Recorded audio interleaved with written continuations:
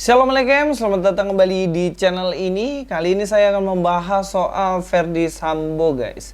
Yang mana Pak Ferdy Sambo ini dia bener-bener pinter. Saya akui dia sangat-sangat pinter. Apalagi dia adalah seorang jenderal ya, yang mana dia memiliki pangkat yang tinggi. Saya rasa itu dia bukan orang sembarangan dan dia pasti pinter.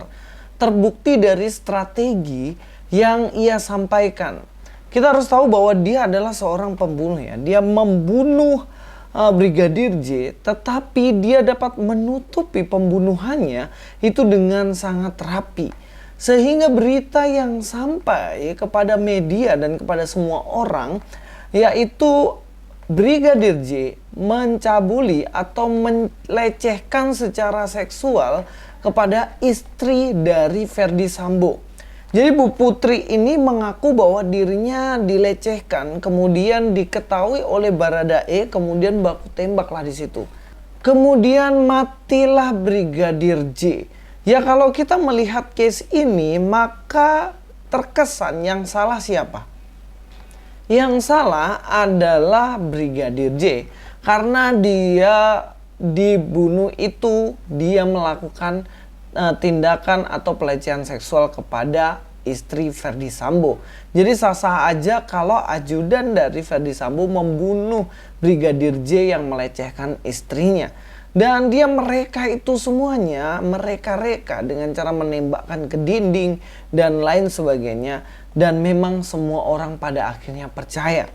Sampai di situ.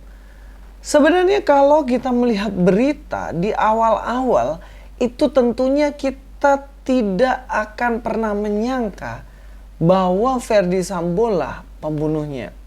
Tapi kenapa bisa terbongkar kemudian Ferdy Sambo itu terbongkar bahwa dia adalah pembunuhnya. Sedangkan banyak sekali orang atau oknum yang membantu Pak Sambo untuk menutupi bangkai yang ia sembunyikan selama ini sebagai seorang pembunuh dari Brigadir J. Ya kita tentunya bingung ya. Dan gak mungkin ini bisa terbongkar. Tapi kita harus tahu bahwa ada tangan yang tersembunyi, hidden hand. Yaitu tangan Allah yang bisa membongkar kejahatan, dosa, sebusuk apapun itu.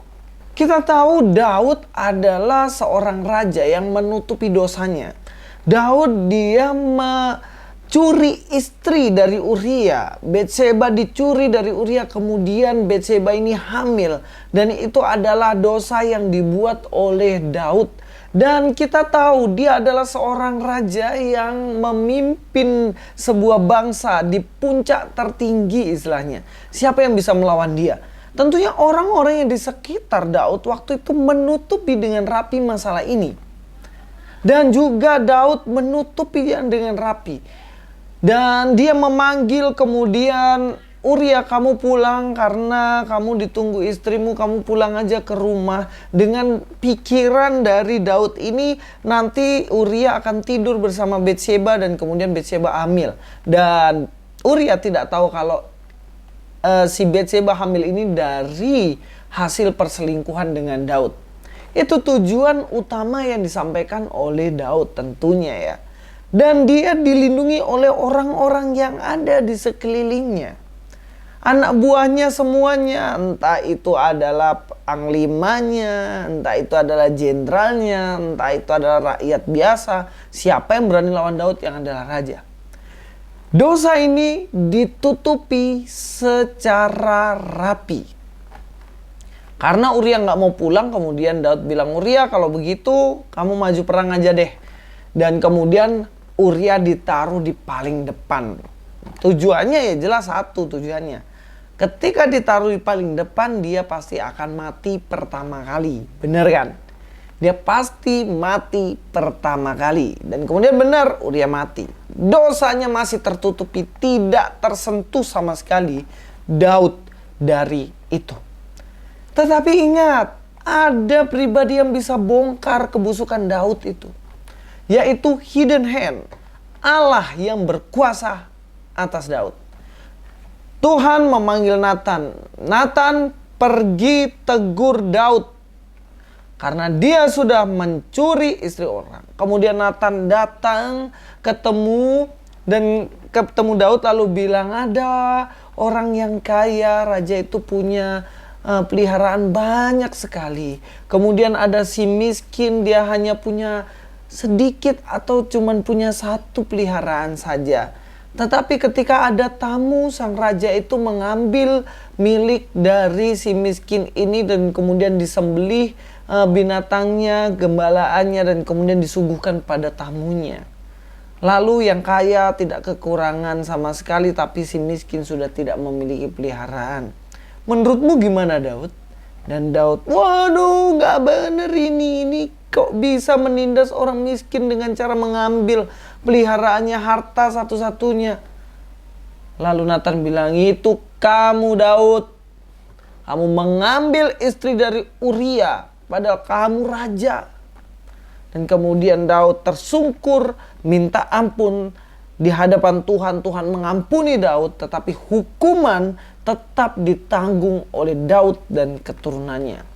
Yang bongkar dosa yang tersembunyi ini siapa? Tuhan yang Maha Kuasa. Allah yang berkuasa atas langit dan bumi, yang mampu membongkar semua kebusukan yang ada.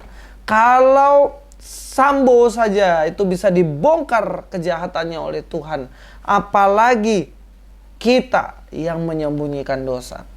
Salah satunya saya mau mengajak kita untuk melihat kasus yang pernah terjadi antara Kain dan Habil.